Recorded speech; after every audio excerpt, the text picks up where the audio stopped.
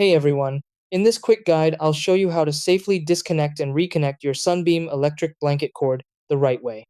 Doing this correctly is extremely important because improper handling can damage the blanket or create serious safety risks. Before touching anything, always unplug the blanket from the wall outlet. Never detach the cord while power is still connected. Once unplugged, locate the controller connection point on the blanket. On most Sunbeam models, you'll need to gently squeeze the plastic release clips on both sides of the connector. Some models use a small release tab instead. After releasing it, pull the connector straight out without twisting or forcing it, as bending the pins or cable can cause internal damage.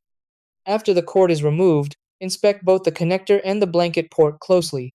Look for frayed wires, cracks, burn marks, or bent pins. If you see any damage, the blanket should not be used.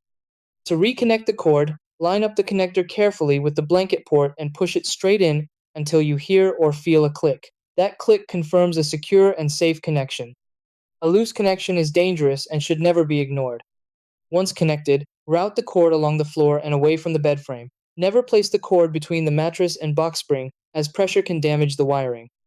Only plug the blanket into a standard wall outlet after everything is properly set up.